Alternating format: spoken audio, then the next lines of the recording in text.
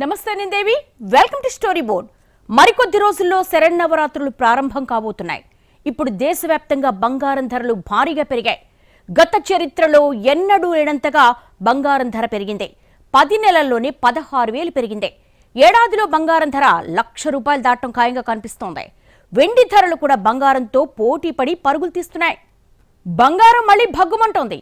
Budget session తర్వాత ఊరించినట్లే ఊరించి క్రమంగా గోల్డ్ రేట్లు పైకి చేరుకుంటున్నాయి. గత వారం రోజుల్లో చూస్తే గోల్డ్ సిల్వర్ రేట్లలో భారీ మార్పులు కనిపించాయి.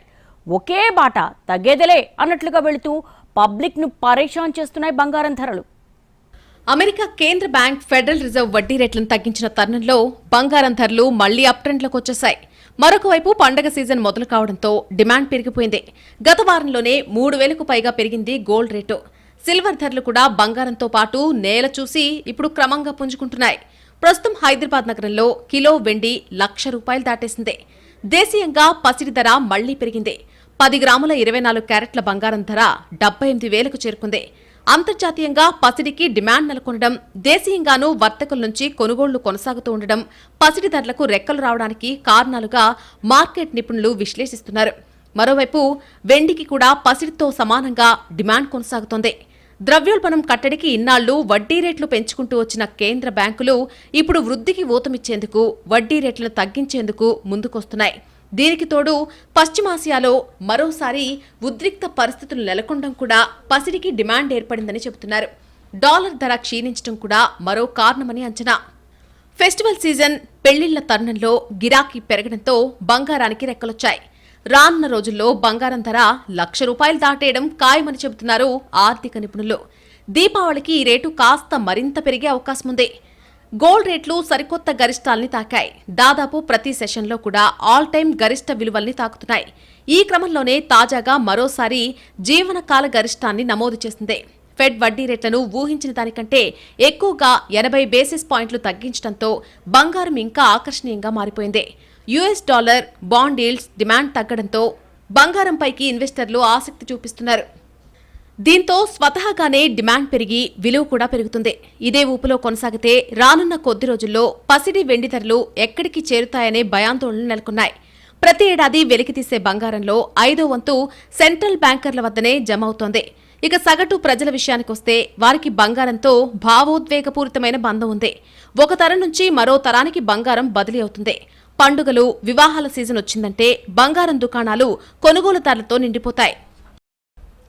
ప్రపంచ స్వర్ణ మండలి అంచనా ప్రకారం భారత గృహస్థుల వద్ద 25,000 నుంచి 27,000 టన్నులు, దేవాలయాల వద్ద 3,000 నుంచి 4,000 టన్నులు బంగారం ఉంది. భారత దిగుమతుల విషయానికొస్తే క్రూడాయిల్ తర్వాత అధికంగా బంగారమే దిగుమతి చేసుకుంటోంది. మొత్తం దిగుమతుల్లో క్రూడాయిల్ వాటా 20% అయితే బంగారం వాటా 5% ఉన్నట్టు చెబుతున్నారు. ఈ రెండింటి దిగుమతులు పెరిగిన కొద్దీ వాణిజ్య లోటు పెరిగిపోయి ఆర్థిక వ్యవస్థకు భారంగా పరిణమిస్తోంది. దీపావళి సందర్భంగా బంగారం ధరల ఆల్ టైమ్ రికార్డులు బద్దలయ్యే అవకాశం ఉంది. బంగారం ఎంత ఎక్కువైతే అంత స్టేటస్ సింబల్ అని భారతీయులు భావిస్తారు. అంతేకాకుండా బంగారాన్ని సురక్షితమైన పెట్టుబడిగా కూడా ఉపయోగిస్తారు. డబ్బుకు బదులు బంగారం పెట్టుబడి పెట్టి వ్యాపారం చేసేవారు చాలా మంది ఉన్నారు. పెట్టుబడిదారులు బంగారాన్ని ముఖ్యమైన పెట్టుబడిగా చూస్తున్నారు. ధన, కనక, వస్తు, వాహనాల్లో డిప్రిసియేషన్ లేనిది కనకం మాత్రమే. ఏ ఏడు కాయేడు బంగారం విలువ పెరుగుతూనే ఉంటుంది తప్ప తరిగేది ఉండదు. తగ్గినా సరే అది చాలా తక్కువ, తాత్కాలికం కూడా. అయితే ఆ పెరుగుదల 5 ఏళ్లకో 10 ఏళ్లకో గణనీయంగా ఉండడం మాత్రం చూస్తుంటాం. ప్రపంచంలో ఏ మూల బంగారం ధరకి రెక్కలొచ్చినా అది అన్ని దేశాలకు పాకుతుంది. బంగారాన్ని కొనేవారిలో భారతీయులు ముందుంటారు. ప్రపంచంలోని అత్యధిక బంగారం పశ్చిమ దేశాల నుంచి ఆసియా దేశాలకి వచ్చి పడుతుంటే దాంట్లో అధిక శాతం ఇండియాకు వచ్చి పడుతోంది. సంప్రదాయక మదుపు సాధనాల్లో పసిడిది ప్రథమ స్థానం. భద్రతకు మారుపేరుగా ఇది ప్రసిద్ధి. పుత్తడిలో మదుపును అత్యవసరాల్లో వెనక్కి తీసుకోవచ్చు. దీనికి లిక్విడిటీ చాలా ఎక్కువ. అలాగే అమ్మడం, కొనడం తేలిక. దీని కొనుగోలుకు పెద్ద పెద్ద మొత్తాలు అవసరం లేదు. కాంట్రాక్టుల మీద సంతకం చేయడం, రిజిస్ట్రేషన్ వంటివి ఉండవు. సెంట్రల్ బ్యాంకులు కూడా ద్రవ్యోల్బణాన్ని ఎదుర్కోవడానికి బంగారాన్ని నమ్ముకుంటాయి. గడిచిన దశాబ్దాలుగా బంగారం ధర పెరుగుతూ వస్తోంది. పతనం కనిపించినా అది స్వల్పకాలానికే పరిమితం. 15 ఏళ్ల కాల పరిమితికి మదుపు చేస్తే ఏటా 14% చొప్పున రాబడి వచ్చింది. పోర్ట్ఫోలియో డైవర్సిఫికేషన్ చేయడానికి బంగారాన్ని ఒక ముఖ్య సాధనంగా పరిగణిస్తారు. ప్రతి ఒక్కరి పోర్ట్ఫోలియోలో 10 నుంచి 15% వరకు బంగారానికి వాటా కేటాయించాలి అనేది నిపుణుల మాట. దీన్ని అత్యవసర నిధిగా కూడా మదుపు చేయవచ్చు. బంగారం అతి తక్కువ మొత్తంతో కొనుగోలు చేయవచ్చు. లిక్విడిటీ ఎక్కువ. ఎప్పుడంటే అప్పుడు అమ్మేసి అత్యవసరాలను సులువుగా తీర్చుకోవచ్చు. లిక్విడిటీ సౌలభ్యం కారణంగా భారతీయ కుటుంబాలకు ఇష్టమైన పెట్టుబడి సాధనం బంగారమే. బంగారం భారతీయులకు సెంటిమెంట్. పెట్టుబడిగా బంగారాన్ని కొనేవారి కన్నా సెంటిమెంట్తో గోల్డ్ కొనేవారే ఎక్కువ. బంగారం ఓ పొదుపు మార్గం కూడా. కాస్త ఎక్కువ డబ్బులున్నాయంటే వెంటనే గోల్డ్ కొనేసి భవిష్యత్తు కోసం దాచేసుకోవాలన్న ఆలోచన భారతీయుల్లో సాధారణంగా ఉంటుంది. అంతేకాదు, ప్రతి నెల కొంత మొత్తాన్ని గోల్డ్ స్కీమ్లో దాచుకుంటూ ఉంటారు. ఫెస్టివల్ సీజన్లో గోల్డ్ స్కీమ్లో చేరేవారి సంఖ్య 300 నుంచి 350% వరకు ఉంటుంది. దేశంలో ఎంత బంగారం ఉందో తెలుసా? బంగారానికి భారతదేశానికి ఉన్న బంధం గురించి ప్రత్యేకంగా చెప్పాల్సిన పనిలేదు. మరి బంగారం కేవలం అలంకారం కోసమేనా? కానీ కాదు, ఇది పెట్టుబడి మార్గం కూడా. బంగారం వినియోగంలో భారత్ మొదటి స్థానంలో ఉంది. వరల్డ్ గోల్డ్ కౌన్సిల్ 2017 రిపోర్ట్ ప్రకారం భారతదేశంలోని ఇళ్లల్లో ఉన్నటువంటి బంగారం దాదాపు 24,000 టన్నులు. దీని విలువ 58 లక్షల కోట్ల రూపాయల కన్నా ఎక్కువ. భారత్లో బంగారం వినియోగం ప్రపంచంలోనే అత్యధికంగా 28% ఉంది. అంటే ప్రపంచంలో ఉన్న బంగారంలో 28% భారత్లోనే ఉంది. భారత్లో బంగారానికి గిరాకీ ఉండడం వల్ల చాలా వరకు ఇతర దేశాల నుంచి దిగుమతి చేసుకోవాల్సి వస్తోంది. ప్రపంచ ఆర్థిక వ్యవస్థపై బంగారం నేరుగా ప్రభావం చూపకపోయినా కేంద్ర బ్యాంకులు మాత్రం ఆర్థిక స్థిరత్వం కోసం బంగారాన్ని నమ్ముకుంటున్నాయి. ప్రపంచ బంగారం నిల్వ కేంద్రాల్లో బ్యాంక్ ఆఫ్ ఇంగ్లాండ్ అగ్రస్థానంలో ఉంది. 63% మంది పెట్టుబడిదారులు బంగారం ఇక్కడే ఉందని ప్రపంచ స్వర్ణ మండలి లెక్కలు చెబుతున్నాయి. బంగారాన్ని పెట్టుబడి సాధనంగా చూస్తున్న ట్రెండ్కు ఇది సంకేతంగా నిలుస్తోంది. కోవిడ్ కారణంగా ధనిక దేశాలు, పేద దేశాలు అనే తేడా లేకుండా అన్ని దేశాల సార్వభౌమ రేటింగ్లు దారుణంగా పడిపోయాయి. ధనిక దేశాలు కూడా చరిత్రలో ఎప్పుడూ చూడని ఆర్థిక సంక్షోభాన్ని చూడాల్సొచ్చింది. నిరుద్యోగ రేటు ఊహించినంతగా పెరిగిపోయింది. ఇలాంటి గడ్డు పరిస్థితులను ఎదుర్కోవడానికి తగినన్ని బంగారం నిల్వలు సహాయపడతాయని ఆర్థికవేత్తలు భావిస్తున్నారు. ఈ కారణంగానే గతంలో బంగారంపై పెద్దగా ఆసక్తి చూపని దేశాలు కూడా ఇప్పుడు వీలైనంత బంగారం కొనిపెట్టుకోవాలనే దృష్టితో ఉన్నాయి. ఒకవైపు రిటైల్ మార్కెట్ డిమాండ్కు తోడు కేంద్ర బ్యాంకుల నుంచి కూడా బంగారానికి డిమాండ్ ఉండడంతో భవిష్యత్తులో పసిడి మరింత వేగంగా పరుగులు తీసే అవకాశాలు ఎక్కువగా ఉన్నాయి. భారతీయులకు సహజంగానే బంగారంపై మోజెక్కువ. ఇక మహిళల గురించి ప్రత్యేకంగా చెప్పాల్సిన పనే లేదు. ప్రపంచంలో అతి ఎక్కువ బంగారం నిల్వలు భారత్లోనే ఉన్నాయి.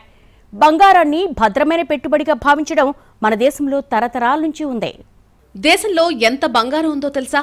బంగారానికి భారతదేశానికి ఉన్న బంధం గురించి ప్రత్యేకంగా చెప్పాల్సిన పనే లేదు. మరి బంగారం కేవలం అలంకారం కోసమేనా?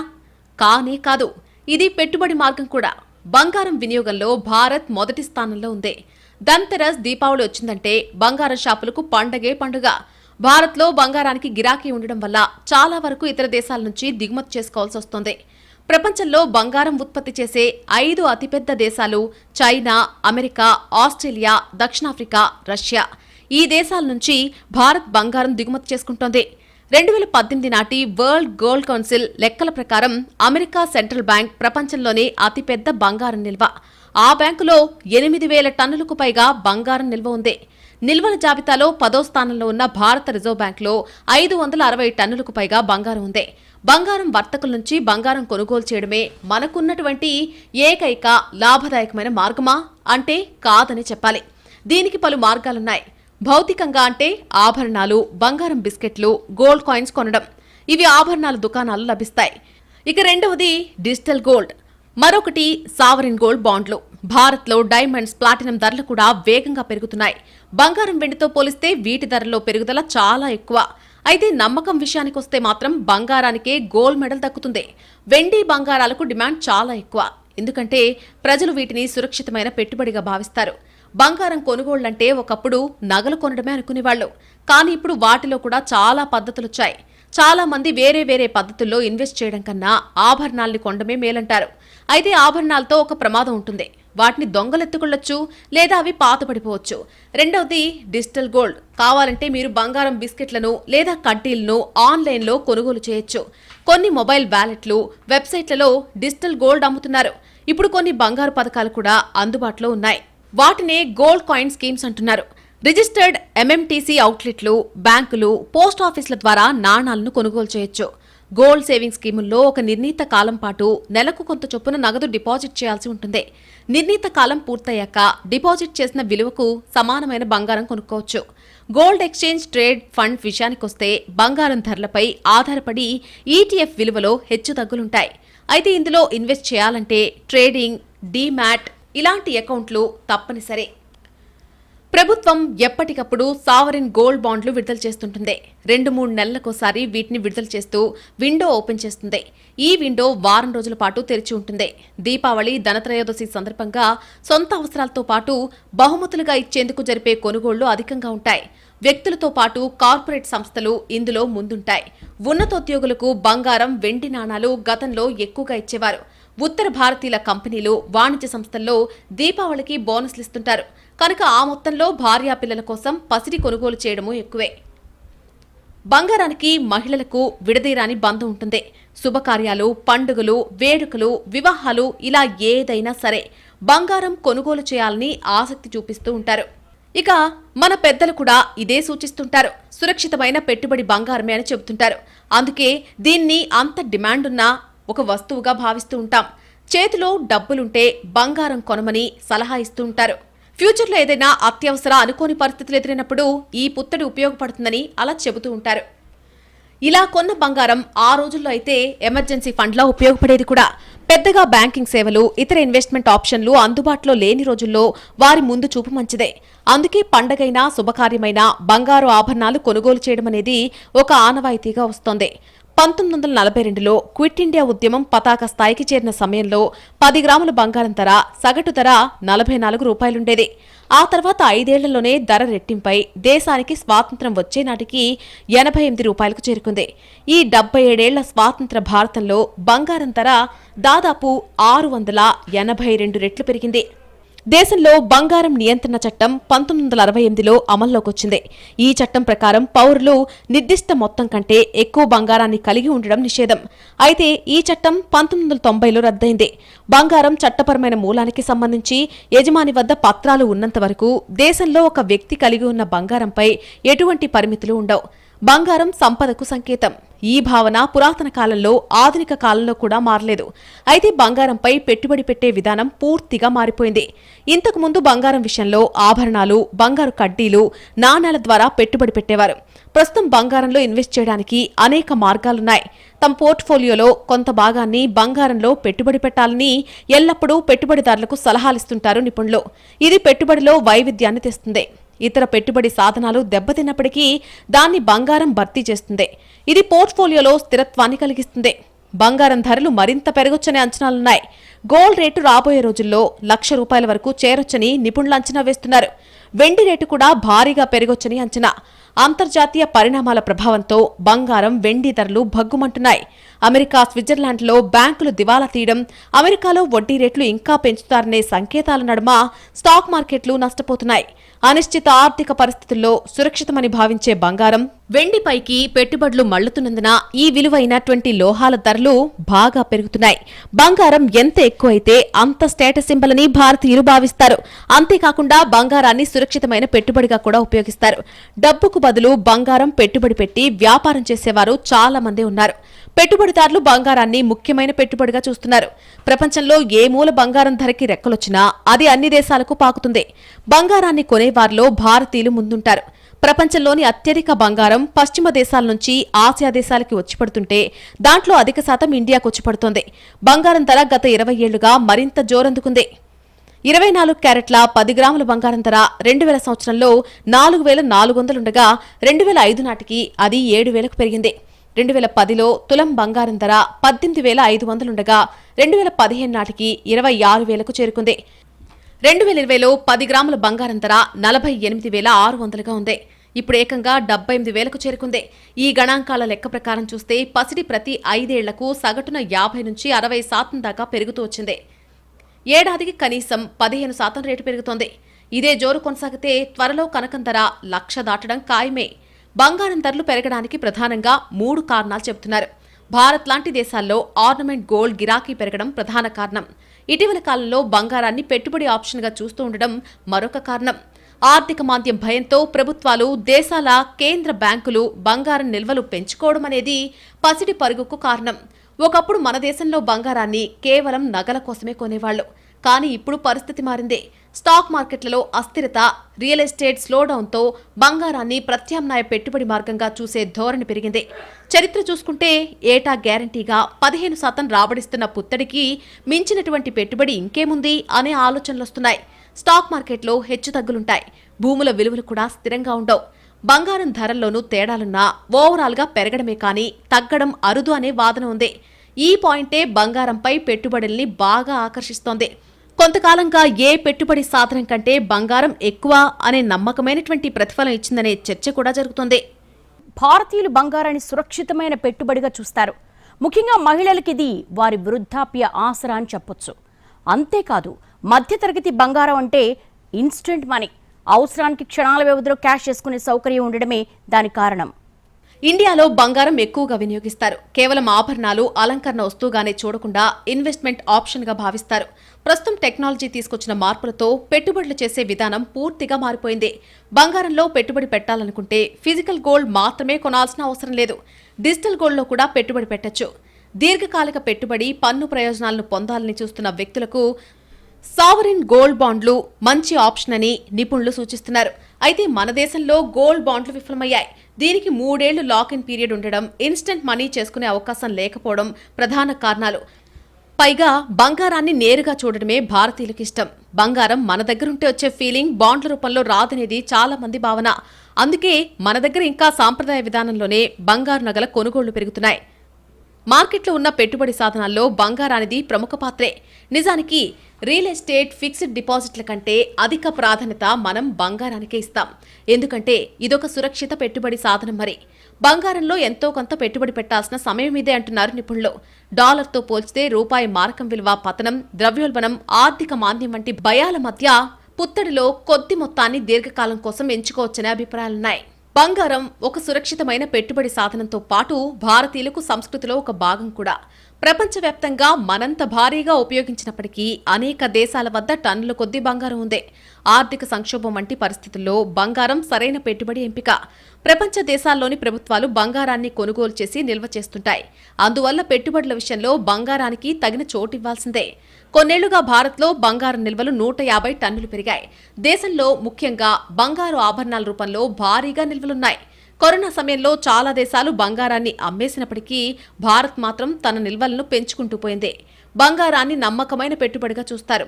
ఆర్థిక వ్యవస్థ హెచ్చుతగ్గులతో సంబంధం లేకుండా గోల్డ్పై పెట్టుబడి పెడితే లాభాలు గ్యారంటీ అనే విశ్వాసం చాలా మందిలో ఉంది. గతంలో ఆర్థిక మాంద్యాలు వచ్చినప్పుడు కూడా బంగారం మదుపర్లకు మంచి ప్రతిఫలాలే ఇచ్చింది.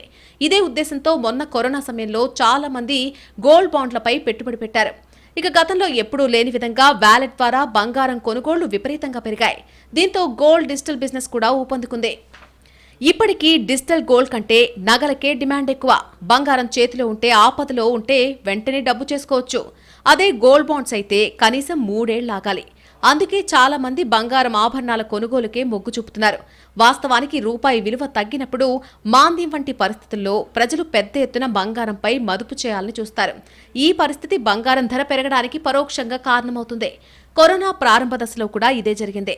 స్టాక్ మార్కెట్ ఊహించిన విధంగా పడిపోతే ఆ మేర బంగారం విలువ పెరిగింది. బంగారం భారతీయులకు సెంటిమెంట్.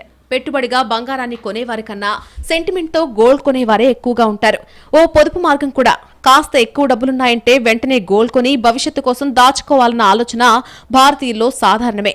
బంగారం ఒక సురక్షితమైన పెట్టుబడి సాధనం. భారతీయులకు సంస్కృతిలో ఒక భాగం కూడా. ప్రపంచవ్యాప్తంగా మనంత భారీగా ఉపయోగించినప్పటికీ అనేక దేశాల వద్ద టన్నుల కొద్ది బంగారం ఉంది. ఆర్థిక సంక్షోభం వంటి పరిస్థితుల్లో ఇది సరైన పెట్టుబడి ఎంపిక. ప్రపంచ దేశాల్లో ప్రభుత్వాలు బంగారాన్ని కొనుగోలు చేసి నిల్వ చేస్తుంటాయి. టాప్ 10 జాబితాలో భారత్ 9వ స్థానంలో నిలిచింది. భారత్ వద్ద 760.4 టన్నుల బంగారం ఉంది. దేశంలో ముఖ్యంగా బంగారు ఆభరణాల రూపంలో భారీగా నిల్వలున్నాయి. భారతీయులను బంగారు నుంచి విడదీయలేం. సాంప్రదాయక మదుపు సాధనాల్లో పసిడిది ప్రథమ స్థానం. భద్రతకు మారుపేరుగా ఇది ప్రసిద్ధే. పుత్తడిలో మదుపును అత్యవసరాల్లో వెనక్కి తీసుకోవచ్చు. దీనికి లిక్విడిటీ చాలా ఎక్కువ. అలాగే అమ్మడం, కొనడం తేలిక. దీని కొనుగోలుకు పెద్ద పెద్ద మొత్తాలు అవసరం లేదు. కాంట్రాక్టుల మీద సంతకం చేయడం, రిజిస్ట్రేషన్ వంటివి ఉండవు. సెంట్రల్ బ్యాంకులు కూడా ద్రవ్యోల్బణాన్ని ఎదుర్కోవడానికి బంగారాన్ని నమ్ముకుంటాయి. గడిచిన దశాబ్దాలుగా బంగారం ధర పెరుగుతూ వస్తోంది. పతనం కనిపించినా అది కొద్ది కాలం మాత్రమే. 17 ఏళ్ల కాలపరిమితికి మదుపు చేస్తే ఏటా 14% చొప్పున రాబడొచ్చింది. బంగారం మదుపు సాధనం మాత్రమే కాదు, కుటుంబానికి మానసిక ధైర్యాన్నిచ్చే సాధనం కూడా. పరువు ప్రతిష్టలకు చిహ్నంగా కూడా భావిస్తారు. దీనికి తోడు పోర్ట్ఫోలియో డైవర్సిఫికేషన్ చేయడానికి బంగారాన్ని ఒక ముఖ్య సాధనంగా పరిగణిస్తారు. ప్రతి ఒక్కరి పోర్ట్ఫోలియోలో 10 నుంచి 15% వరకు బంగారానికి వాటా కేటాయించాలనేది నిపుణుల మాట. దీన్ని అత్యవసర నిధిగా కూడా మదుపు చేయవచ్చు. బంగారం అతి తక్కువ మొత్తంతో కొనుగోలు చేయొచ్చు. లిక్విడిటీ ఎక్కువ. ఎప్పుడంటే అప్పుడు అమ్మి అత్యవసరాలను సులువుగా తీర్చుకోవచ్చు. లిక్విడిటీ సౌలభ్యం కారణంగా భారతీయ కుటుంబాలకు ఇష్టమైన పెట్టుబడి సాధనం బంగారమే.